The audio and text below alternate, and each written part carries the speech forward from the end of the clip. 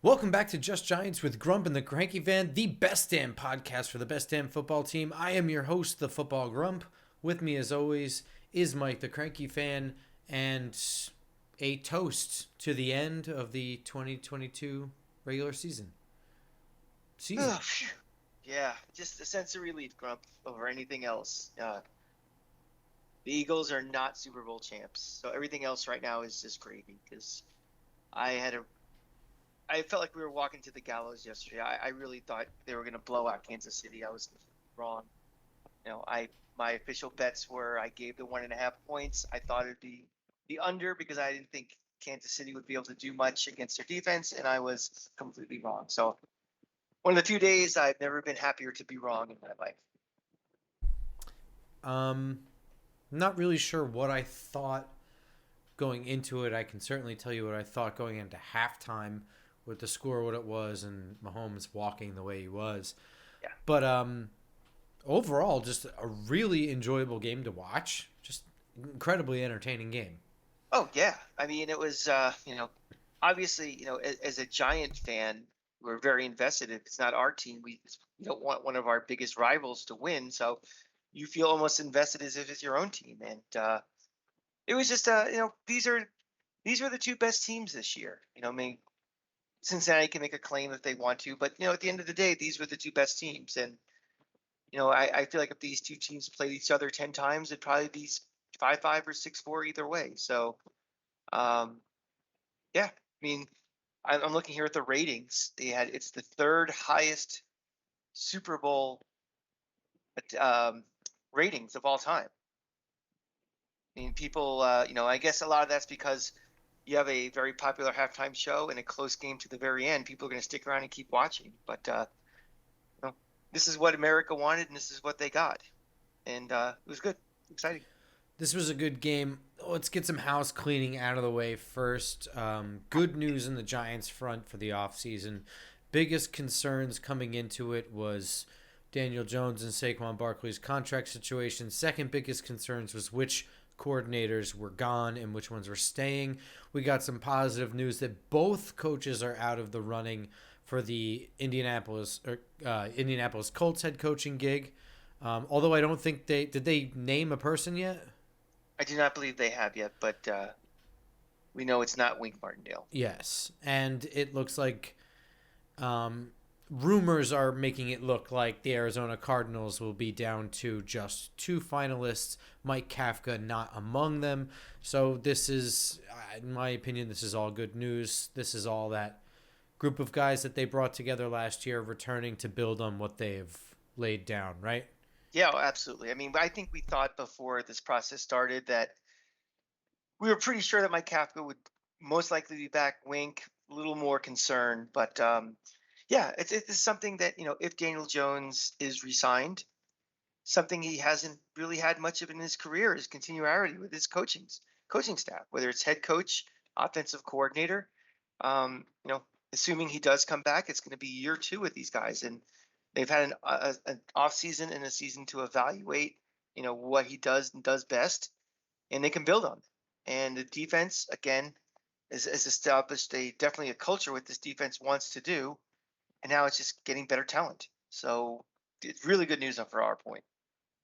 Yeah, the way I see it is it's just I liked a lot of the foundation of what was put together, what was patchworked together last year. This is just good news on the, we can continue to build here. This is all good news for me. We continue Sure, that upward trajectory, that kind of mentality, right? absolutely. All right, let's get to the game. Let's just start off with the game, right? Yeah. Um, Generally speaking, Nick Sirianni. I'm gonna have an opinion. I don't know. I enjoy the fact that he is the Eagles head coach. Let me say it like that. I think he's a dick. Um, I think man, He's a villain. he's a perfect villain. That's where I was arriving, but Yeah. I couldn't formulate the words.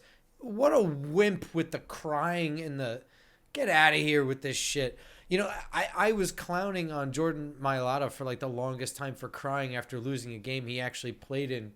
Before the Super Bowl even started, this pussy up on the line. I'm sorry. Come on, man. Nut up. If you're going to be the dick throughout the whole game, you can't even make it to the national anthem. It's kind of ridiculous. Anyway, moving on.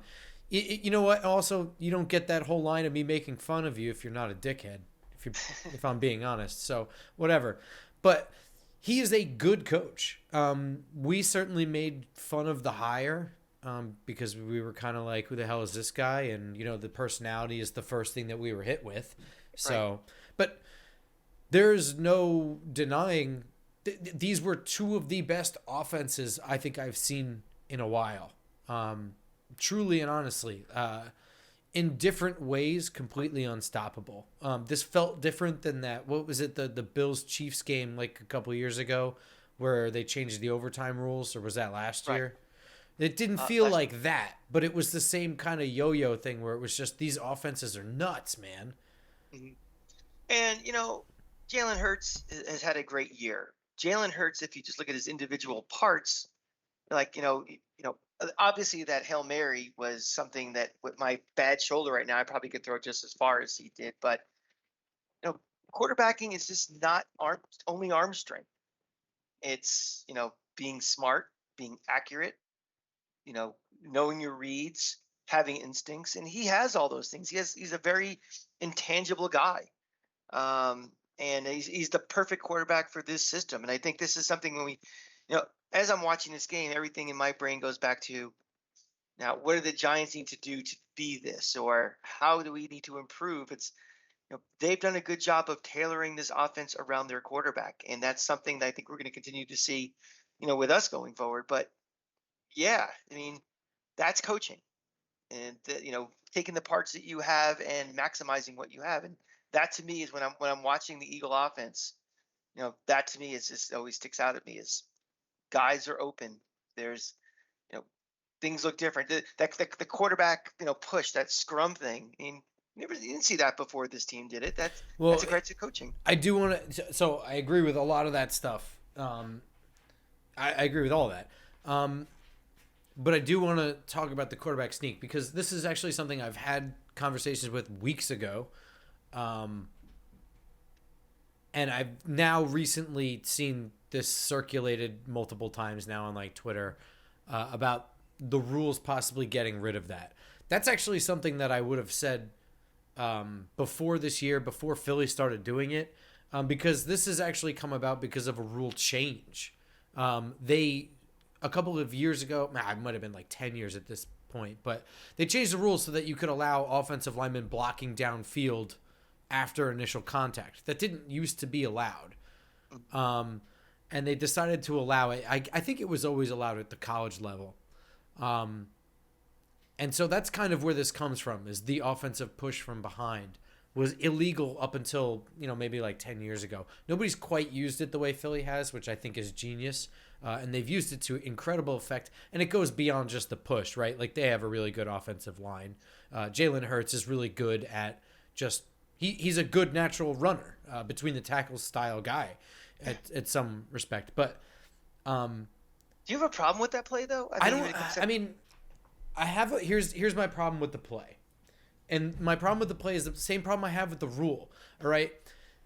The rules are being tailored now towards player safety. And every time they change the rules for player safety, it's always a defensive guy's got to lay off. Defensive guy's got to lay off. He's got to do this. He's got to hit right here. He's got to slow down. He can't hit him in the face or around the legs. It's only in the middle. All these insane targets for defensive players to do. And then arbitrarily, like 10 years ago, they changed this rule so that offensive linemen can be sprinting downfield and slam into a pile and push it further. Now, to me, yes, that's football, but it also, you have two groups of guys that are not trying to achieve the same goal anymore. When you have a stalemate, defenders are now being ruled out of pushing that person to the ground and ruled more to lay off. Now you have the rules enforcing offensive linemen coming downfield to hit that. And that doesn't play to player safety. So for me, I had a problem with this rule going beyond this play. Now I think my problem with the play is you only need to have an offense that's designed to go 9 yards in 3 plays. And I think most teams in the league can run this to get 1 yard. I don't know. And it stems from the same epidemic of defanging the defense. You know what I mean?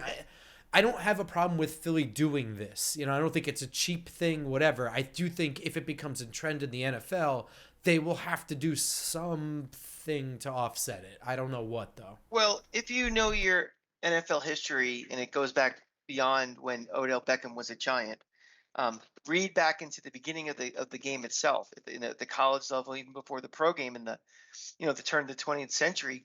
This is what football was. It was basically, a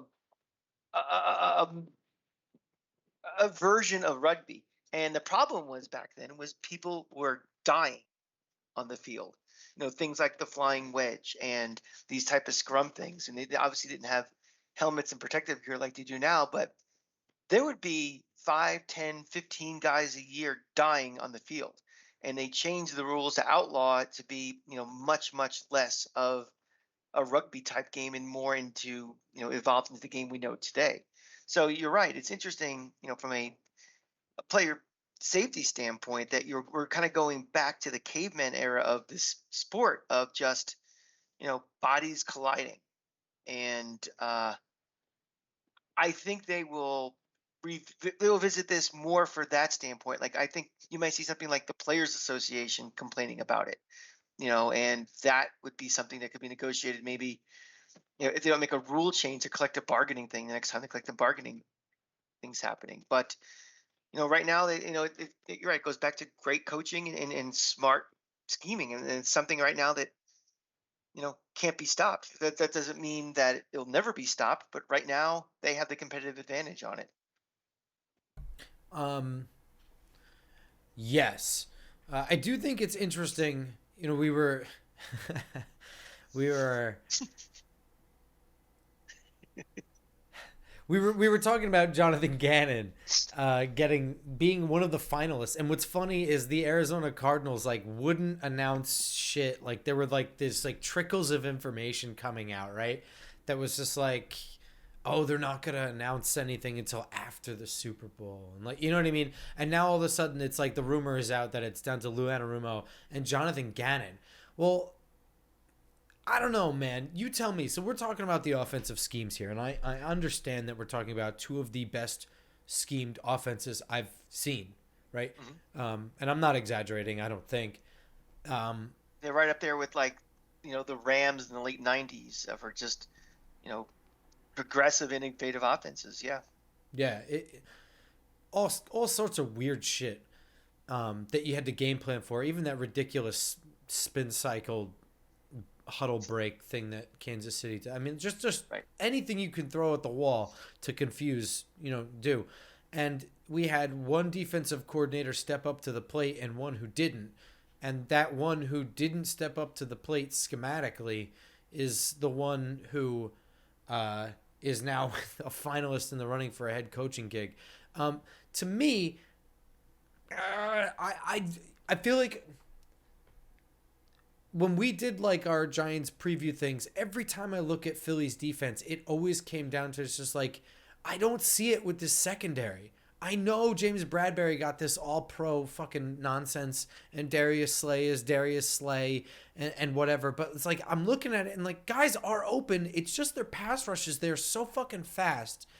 It just, to me, it felt like Jonathan Gannon's defense was more a product of Howie Roseman's great player management, roster management, and having a ton of pieces to work with where he could just kind of be a guy. I don't know. Yeah. Maybe I'm wrong. You remember they were plucking guys like Ndamukong Suh out of the scrappy just to bring him in for bodies. And again, that's not just some complete scrub off the scrappy. That's somebody who at least has a Pro Bowl pedigree. So you're right. They just able to get quality people in there. And yeah, I mean, did Dave have a sack yesterday? That pass rush? I don't think so. I don't think there were any real sacks in the game. I think the two credited to Kansas City were like give up plays by Jalen Hurts where he like ran out of Right, bounds or something like that. right. But I mean, there was pressure because both quarterbacks were doing the same thing. They were scrambling. KC was blitzing. Um, Hmm. Philly, Philly, they relied on the speed rush. I think I saw that the same person post some clip on Twitter of both speed rushers slipping on the paint. You see Yeah. what the did you see that the grass was like a big issue? Oh, it was a major issue, major concern, sure. Yeah. And that's probably the most manicured 100 yards of grass in the world. And we've heard all the stories every year. It's the same grass superintendent or whatever he is, groundskeeper since Super Bowl one. And he's had 56 good ones and he's had one bad one, I guess. Guess so, yeah. Tough break. Whatevs. Um, We'll get into our Philly excuses section of the show very shortly. Don't worry. well, it's kind of so we talked schematically, right? And to me, that was like just the jump out thing. This is just what made it such an entertaining Super Bowl. It was almost like watching two guys play Madden in a sense. Um, You're watching greatness. That was the most exciting thing to me was we're watching Patrick Mahomes, a great quarterback who's very close to becoming an all-time great, do great things. Not that much different than the Michael Jordan flu game where he's not hmm. 100% physically and playing out of his skin. I mean, I don't know what they shot him up with, during, Yeah. after the injury. But the thing I told this, I was watching with my buddies this weekend. We were out in Colorado. I said, this is right before the end of the half, Philly had a long drive. And then, halftime is 3 hours long or whatever it is. That there was a long, long, long time for Mahomes to go in and get some treatment, get shot up with whatever he's going to get shot up with. So when he come back, don't be surprised if, he's moving around. And I really think that that final drive and the long, long halftime really, saved Kansas City's ass. I mean, the difference between when he walked off the field with the injury to when he jogged into the locker room was already an improvement. Hmm. So Hmm. like, yeah, they definitely shot him up with something in the locker room. There's no doubt about it. But like, I think also like once the initial like pain kind of wore off for him, that like spark of white pain that you get, Yeah. I think he kind of settled into dealing with managing the pain he was feeling. Um, You think so it's also a little bit of a drama king, Mahomes? 100%. Yeah. You think he plays up and something? It could possibly be not just because he's a drama king, but psychology on the other side of the field. Yeah. You know, we're talking about 4D chess. It's something where we've seen it now a couple times this year where it's like, oh my God, this guy's gonna be out for 12 weeks, and all of a sudden he comes back and plays out of his ass. That's interesting. If I might not be remembering this right, but he got hurt on a third down and like 15 or something where he was scrambling, got tackled, and I think that was the last possession they had in the second quarter. So if he was hamming it up super hard, it would make sense because you never saw him again until the third quarter. He just And it reminds was me a of, good time to, on 4th and 15, you're not staying out there. So, yeah. I mean, he's starting to, in my mind, a little bit into the Emmett Smith zone of where Emmett, every game you thought he got shot, and then he's still running for 140 yards after that. So just something to watch next year, and in the years forward. Watch Mahomes and see if there's some little bit of theatrics going on. I mean, we'll see too. I mean, like if he has to get some major off-season surgery on his ankle or something, I guess. But, yeah, well then I'm wrong. But But anyway, with the schematic shit, I didn't want to downplay some of the other play. I mean, we already mentioned Mahomes playing on like 1.5 legs. He was doing some insane shit, some crazy throws, running around still. Big gain in the second half. Huge run. Well, I don't know, was that like 40 yards on a busted limb? All right. it was, yeah, it was amazing. Dallas Goedert, man, what a game for him. I don't. I mean, there were like. No, I almost sneezed. There were like 3 plays where I don't know how you could cover a guy any better, and he Mhm. still managed to make the catch. Like, just a sneaky, athletic, big body guy with like Velcro hands. One of my notes when I was watching the game was, God, I'd love a tight end, a great tight end. Just we've seen in all these playoffs, these teams have really, really good tight ends. And you know, James Bellinger, you're a nice player, but you're not anywhere in the same universe as these Kelseys and all these guys. And I love to have a guy like that, who's not a punk like from Miami like we've had in the past either. I mean, like a real all pro tight end. So many things you can do. It's such a mismatched nightmare. It changes your whole offense around. Travis Kelsey had that. Travis Kelsey and Patrick Mahomes had that insane play on like third down where he's like getting tackled as he releases the ball and he throws this thing like shit. But Kelsey's wide open in the middle. He makes a catch like off the top of his shoes. Yeah, that was. And he like fell over, but still, it's just like, my God, this game like couldn't get any more like Mount Olympus.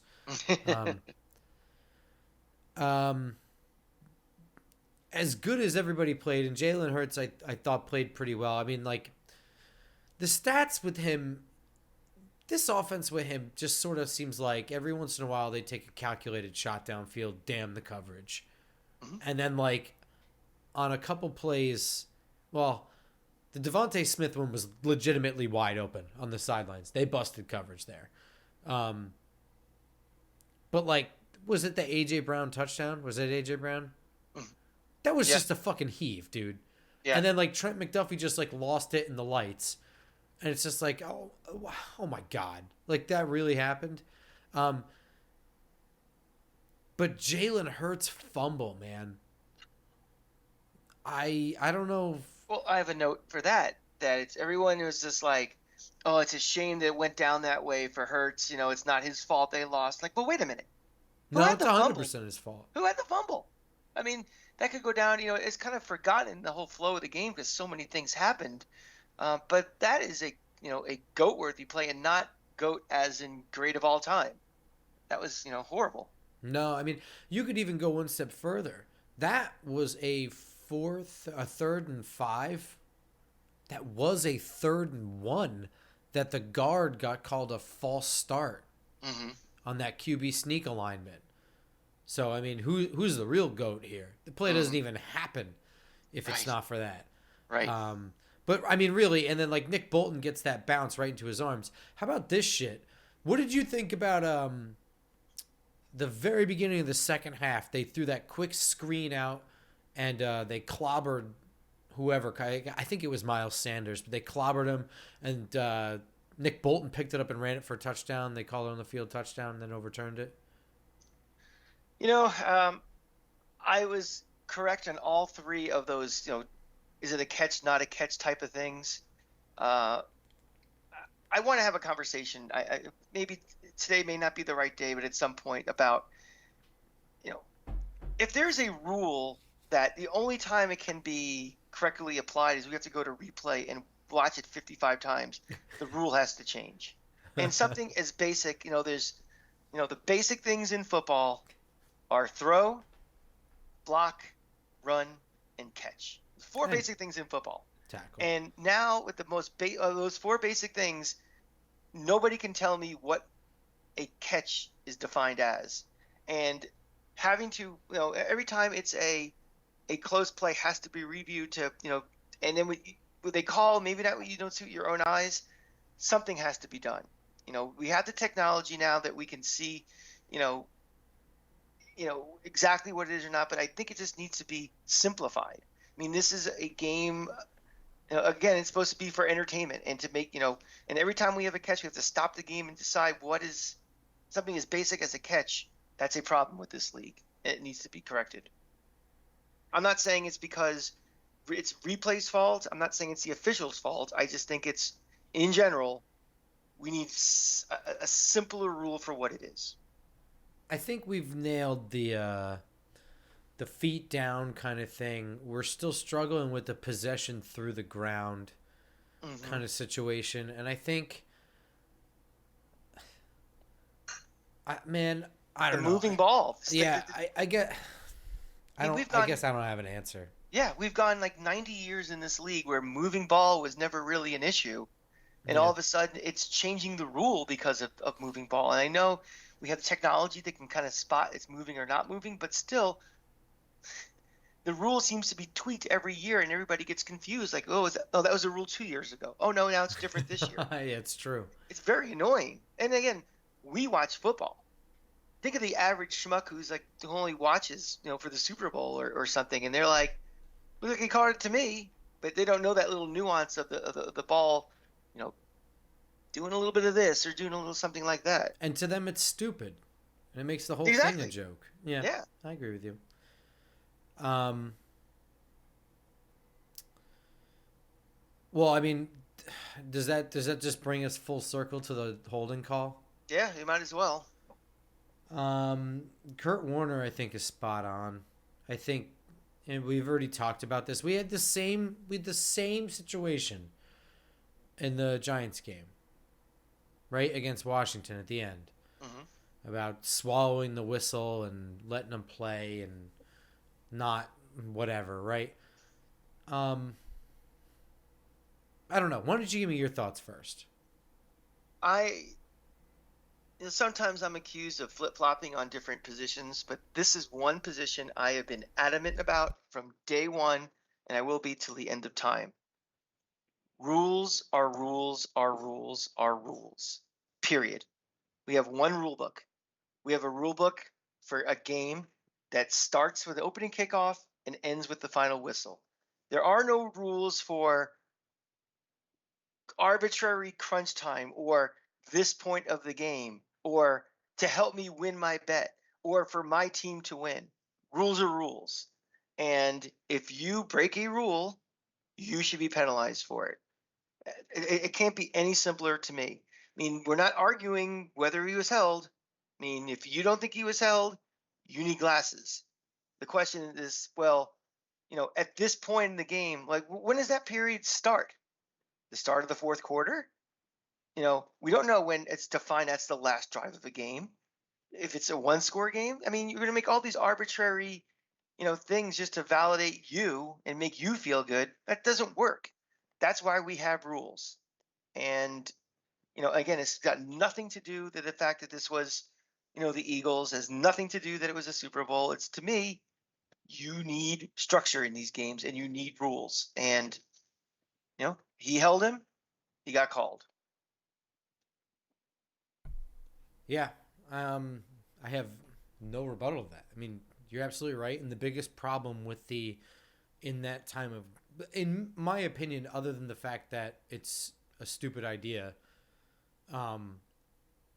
there's no way to tell when that period starts and ends. Yeah, that's my point. Yeah, I mean, and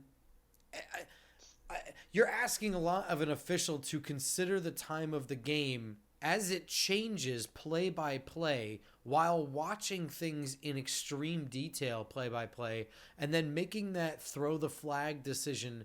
Leave it alone. Just deal with it. A penalty is a penalty just like any other rule. And the rule book is the only thing we live by. If the rule book is not rock solid, then you have nothing. Right. And I have a few rebuttals to what the common phrases have been after this game. Well, they weren't calling it all day. Now they call it. It's not my fault that they were shitty officiating before this one. I mean, you're honestly going to tell me that you're mad because they finally got the call right after it's been wrong all day? That is so stupid. I mean, I heard from, and not just people on Twitter crying. I'm talking about, legitimate blue check writers and things are just like, they've been letting that go all day. Well, guess what? They've been wrong all day. And also, it's just like, are you sure?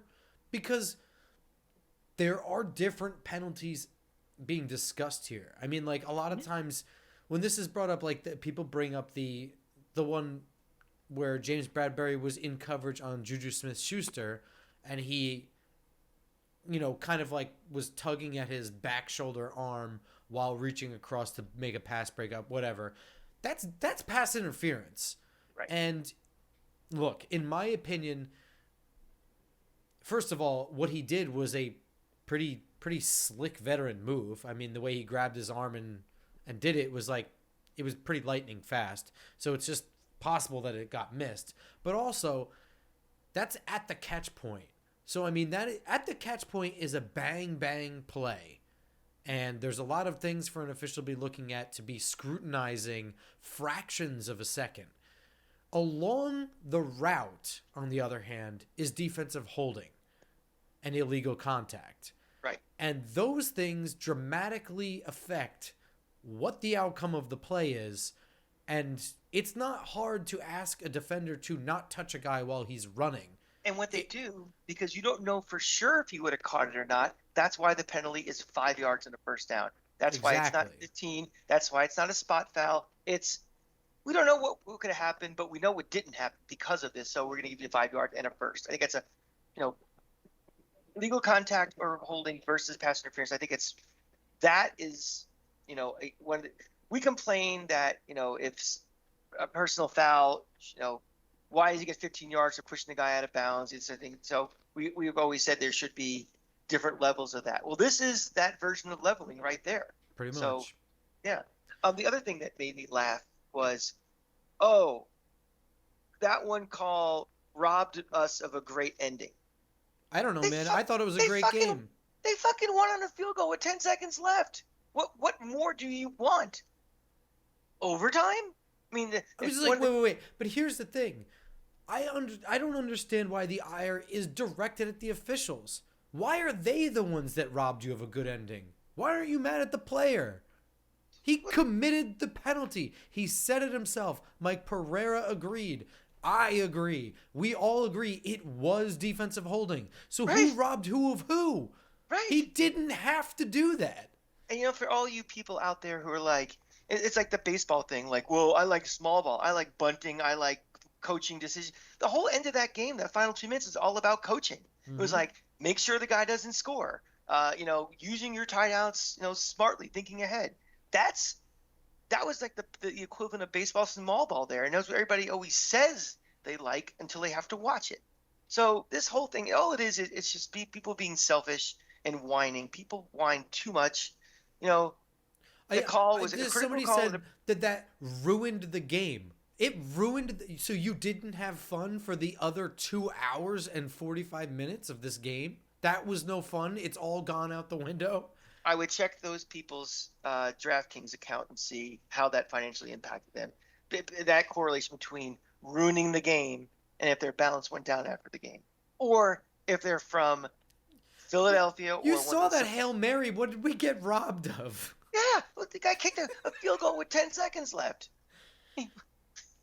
Sorry, it just doesn't hold up. Stupid. We got to talk Kadarius Toney. I'd be more than happy to. Now I'll just let you run with it. I got my own opinion, but just go ahead. Yeah, that is what you saw in this game is exactly what I saw for 3 years at Florida and hoping when he came here. He's not a guy who is your wide receiver one who's going to have every snap. He's a guy that will impact the game with 2 or 3 touches in a game. And all you people out there who are just like, well, he only played 7 snaps this year. He was out for 4 games. That's fine. That's a risk I'm willing to take for a unique talent like this.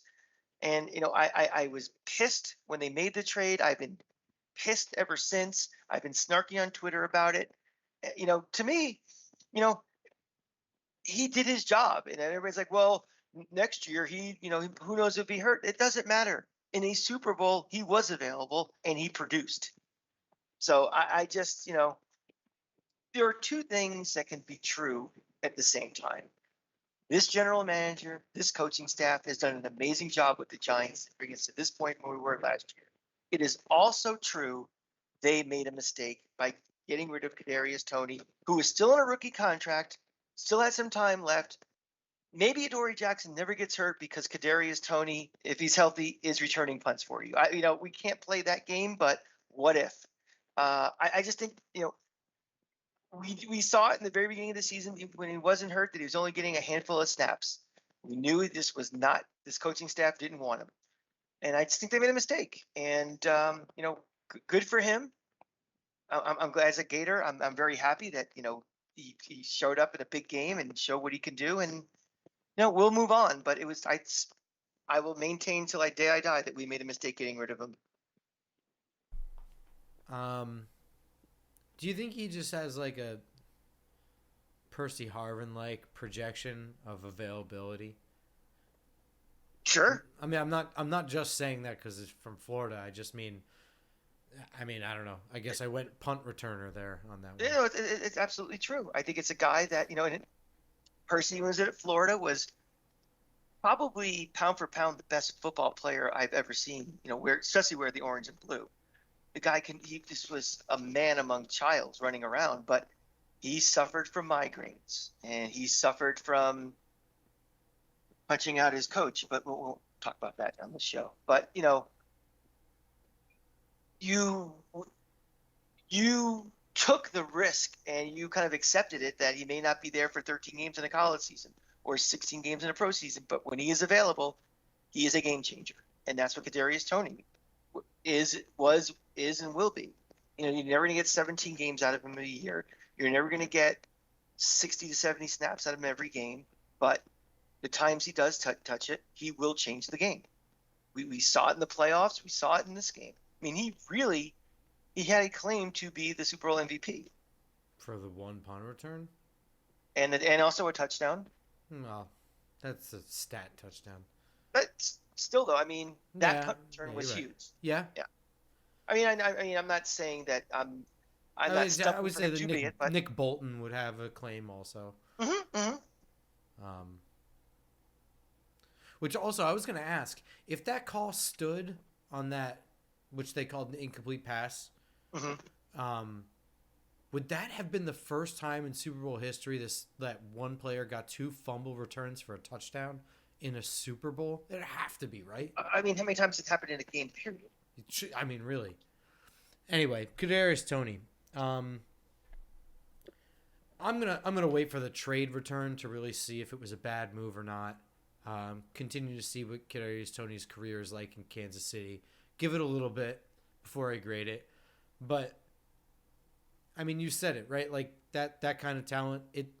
It sucks it didn't work out, and I personally think that between the powers that be, and I mean the real decision makers of Joe Shane, Brian Dable, possibly John Mara, but I doubt it. But mainly those two guys. I think there was something there with him and his people that they got off on the wrong foot immediately. I think. I believe that 100%. I think they got off on the wrong foot, and I think it was something other than football between the two of them, those two parties, and it just didn't work. And it sucks it didn't work. As far as it being a mistake, I'll wait for the returns. But I mean, we wouldn't have been to the Super Bowl, but who knows how different this season would have went if we could have had Kadarius Toney for some level of the season. I think, at least it changes maybe your drafting and your free agent planning if you still have Kadarius Toney. And, even if let's just say he's a part-time player because of the injuries and all the associated dramas with him. At least you have this guy in some capacity.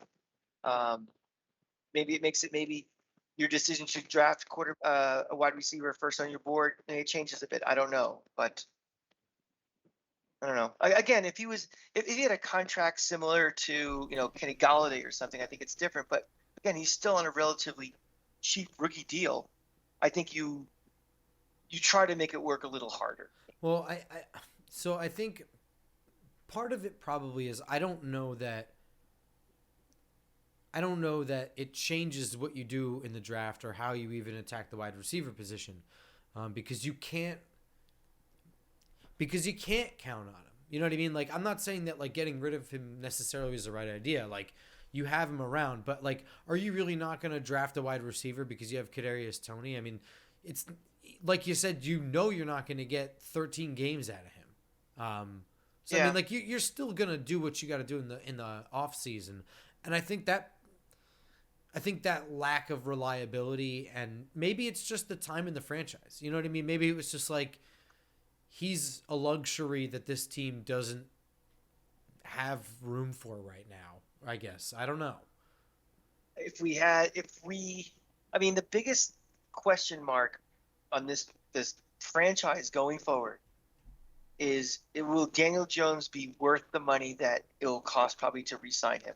And the best way to know if he's worth it is if you give him a stable of wide receivers and weapons to maximize what he can do. I would definitely agree with that. And I think that's the part about Kenny Galladay and Kadarius Toney not working out that frustrates me the most. Not because of the result of the game or the embarrassment of having to trade away your first round pick after 1 year or signing a guy to $72 million to get one dumb touchdown from your third string quarterback. None of that shit. It's because the real financial decision, the real projection decision on how the future of your franchise is going to go hinges on what this guy can do at quarterback when he has legitimate receivers there. They don't have to be great.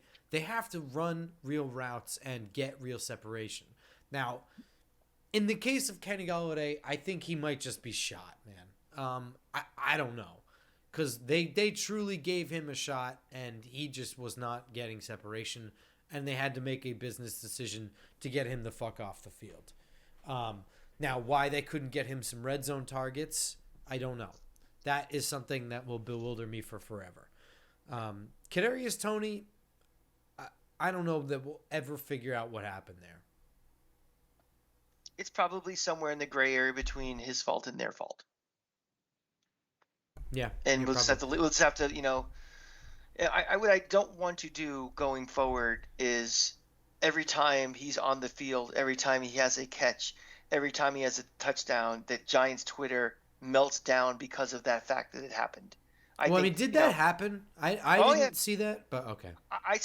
Every time he had a catch, all of a sudden in my timeline for, a couple of minutes, it was Kadarius Toney, it's Kadarius Toney. It's like there are two wide receivers that are not on this team and, will not be on this team going forward.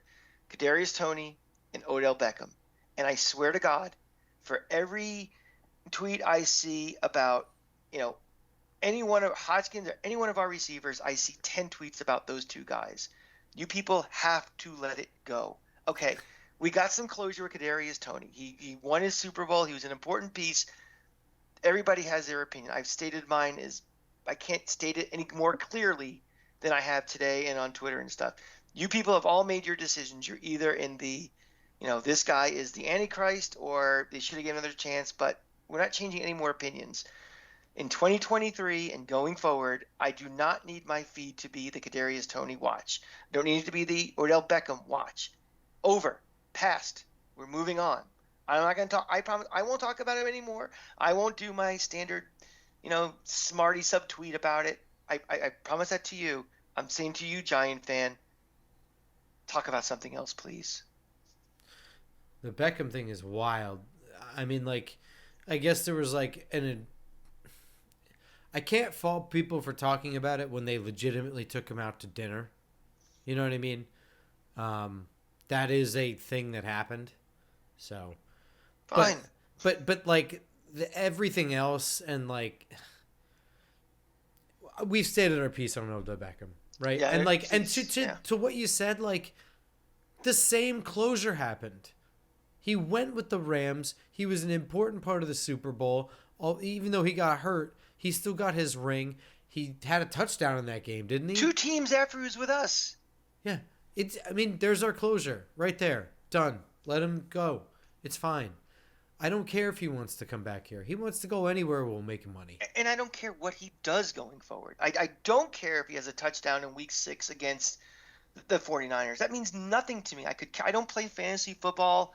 I don't care. If it's, we have to play, it's either us or San Francisco in week 17, the loser loses a wild card spot. Yes, I'd be interested to see what he does in that game. But, until then, I don't care. I don't care what Carmelo Anthony does the rest of his career. I don't care what Odell Beckham does. You have to move on. And speaking of which, we are going to be moving on from the 2022 season. It's 2023 off-season time. Starting today. We're recording this on Monday, so today is officially the start of the 2023 off-season. Do you feel like you got closure from your 2022 season? Yeah, I know something. Again, I said it at the the episode we recorded after the Philly loss that, it was like, okay, I was upset that we lost to a bitter rival, but it gave me the measuring stick of where we are right now, what we have to do, and I was very excited to move forward and get this thing started. So this is the most excited I've been in an off season in a very, very long time. I don't feel like we're starting any rebuilds or there's no roadmap. We don't have a lame duck coach that may or may not be fired this year or next year, or cap hell, or you name it. I mean, we earned our way into the playoffs. We still have some moderate lifting, not quite heavy lifting, but I'm excited. I'm excited about the whole process. I'm excited about what we're going to do with the cap money. I'm excited about, or excited about what we're going to do with the two main pieces to this offense. I'm excited about the draft. I'm excited about, free agents, post-draft signings. I'm excited about all of this. I'm ready for camp to begin. I know it's still 7 months away, or whatever, but yeah, last year's over, and let's make this team better starting right now. You said it, man. This end of the season, I got my closure. Everything kind of happened the way I think I wanted it to. None of the coaches got other jobs so far. Everything looks good on that front. I enjoy the fact that the Eagles went to the Super Bowl in a certain sense. I like the fact that they're good and that they are a real rival. When we're both bad and we're 4-win teams, it doesn't really matter how much I hate them or how much I hate their coach, because we both suck. It's way different when we're both good. How many December games have we been in the Meadowlands when it was Giants Eagles? Remember we bailed on our family Christmas party to go to that game. You and go there and you argue with other fans, and it doesn't matter because both teams suck. So who cares which one sucks less? I just to clarify what you said, I'd have preferred them. Fine that they're good, but I don't want them to be Super Bowl good. I rather I don't want losing the conference championship game, because those are two very stressful weeks for me.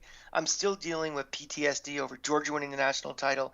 Having the Eagles win it would just put me over the ledge probably. So I don't need that kind of stress in my life. But I agree with you. But yeah, you get my ultimate point here. And to be honest, we had before the Super Bowl, just a couple of weeks ago, I think it was 2 weeks ago, we had our episode where we kind of went through our endings. It was you, me, and Bobby. And you wanted the full Georgia blowout ending. I'm going to say I got exactly what I wanted, which was a legitimate heartbreaker. Yeah. Bobby wanted to lose on a bullshit call. I think they kind of think right now that is what happened. But I think as time passes, they will come around to the fact that it was really James Bradbury's fault. And I think I'll get my way. And the reason I wanted it was for that reason. The heartbreakers, man, they eat you from the inside. I will never, ever, ever get over that loss to the 49ers in the 2000. But that was bullshit. Right. But that's different. That was the fact that they did not call a penalty. Yeah, this was one, there was a penalty called in their bitching. That was, they literally swallowed the whistle and it fucked us over. And to this day, in my 50 years of being on this rock, I have never been angrier after a game than that one. And that includes any Gator game I've ever been to. How I didn't watch the playoffs the rest of the season and boycott. The Nielsen ratings didn't reflect that, but I couldn't watch. I was that angry. And then I go down to San Diego with my buddy who's a Bucs fan to the Super Bowl. I almost got in a fight with Trey Wingo about it. That's how angry I was. So. Really? I did. We were at a bar out because I wasn't going to pay money to go to the Super Bowl for that, and my friend didn't have any money, so we were at a bar, and Trey Wingo was sitting there, and this is like the day of the game, and I was wearing my Giants jersey. I think I was wearing my I Kill Your jersey, and he made some snide comment about the Giants. And I turned and I looked at him. I'm like, that's why all the real ESPN announcers are in the stadium right now, and you're in this shitty bar with us. And he got all mad. He's like, oh, whoa, who are you? I'm like, and a guy in a bar just like you are. And then he just kind of like his furrowed brow a little bit, and he just kind of walked away. I'm like, you're a bitch. And so even for the next 15 years he's doing ESPN shows, I'll always remember he's just some punk that was in a bar, couldn't even get into the stadium for a Super Bowl. Wow, that's funny. Yeah, fuck Trey Wingo. All right, that's gonna do it for us. I'm not sure what we got next week. Are we going headlong into just a off-season needs overview? Yeah, I think so. I think you said we had closure on last year. I think we can kind of put last year to bed and just start. Here's our, this is what we have right now. This is what I have to work with, pre-draft, pre-free agency, and kind of say, what do we have? What do we need? Using teams like Kansas City and Philly as our guidelines of what we need to be. Pretty You much, know, yeah. we'll just start going from there. Yeah, so that will be where all these episodes are on iTunes, SoundCloud, Spotify, Google Play, and of course on YouTube. And you can find us on Twitter at football_grump, at the Cranky Fan. And we will see you next week, next Tuesday morning. Until then, go Giants. Go Giants.